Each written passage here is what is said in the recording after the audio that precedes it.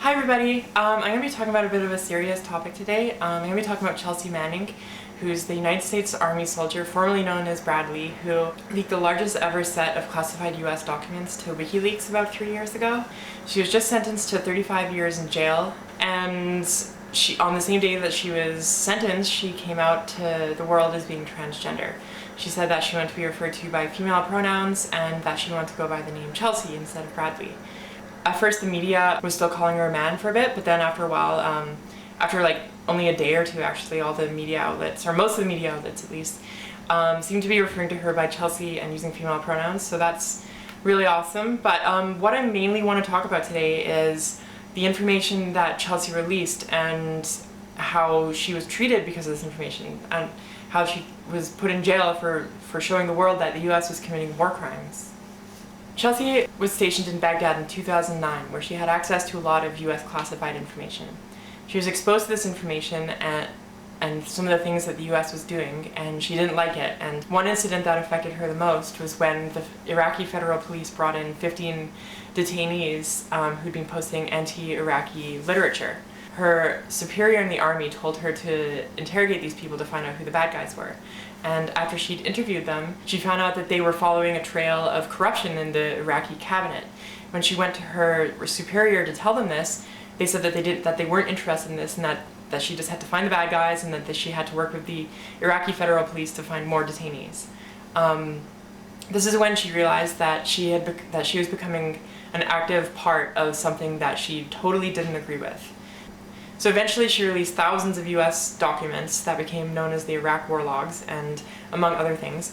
But the most shocking of the leaks that she made shows an airstrike in Baghdad from the view of a cockpit of an Apache helicopter as they shoot at a group of 11 men, of which only 2 were armed. And the group also included 2 war correspondent journalists. 8 people, including one of the journalists, were killed in the first strike. A bit later, a van approaches and 2 men come out to help the other journalist who is wounded, and 2 children are clearly visible in the front seat. The helicopters then start firing on them while they are trying to get the wounded person into the van. The children were seriously injured during this attack. Their father was killed, and the other 2 men were killed as well. It is a war crime to fire at first responders. A total of 11 people were killed during this attack. Oh yeah, look at that, right through the windshield. This is just a sample of some of the information she leaked. After Chelsea sent the information to WikiLeaks, she was talking online with a hacker named Adrian Lamo about the information that she had released to WikiLeaks. I'm not entirely sure why she decided to talk to someone online about it, but I guess she just really needed to talk to someone about it, and she thought she could trust this person. So the chat logs between these 2 got leaked eventually, or got released eventually by Adrian Lamo, who ended up being the person who informed the US government that it was Chelsea who released it, because she had done quite a good job at covering her tracks. So Adrian Lamo is the reason that she got caught. But here's a quote from Chelsea Manning. She says, "Well, it was forwarded to WikiLeaks, and God knows what happens now. Hopefully worldwide discussion, debates, and reforms. If not, then we're doomed as a species. I will officially give up on society if nothing happens." And later she says, "I want people to see the truth, regardless of who they are, because without information you cannot make informed decisions as a public."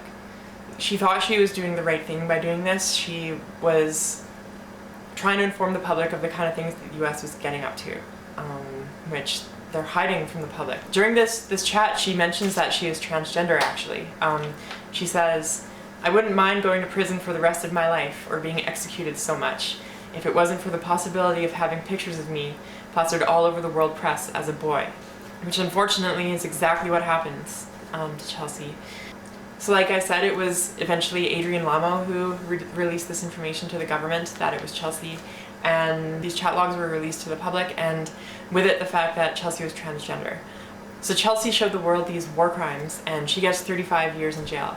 She's already been in jail for 3 years, of which most of that she's been in extreme solitary confinement, where she's in a windowless room for 23 hours a day. And they've been keeping her without clothes. They keep her completely naked in there, and experts have compared that to torture. She's up for parole after 7 years, but there's no guarantee that she'll get that. And they're saying that there's a good chance that she may continue to be in solitary confinement because she's transgender, and they say that it's a bigger risk for her to be in the general population than for her to be alone, and that she's at a greater risk for self-harm because of her condition.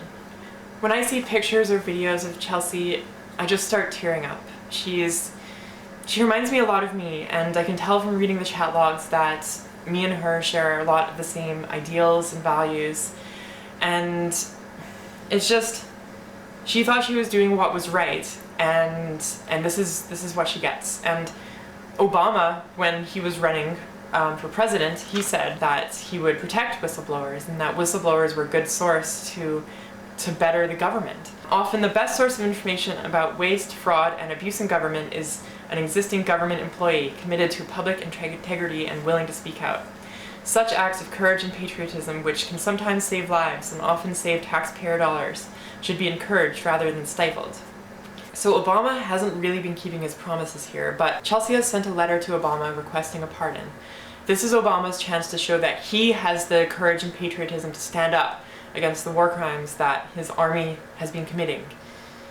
But I'm not really holding my breath on this, because Obama just hasn't been that good of a president, and he just doesn't seem to have much integrity, honestly.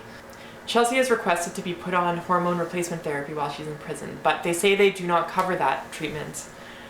She's offered to pay for the hormones herself, but I don't know if they've decided yet whether they're going to allow her.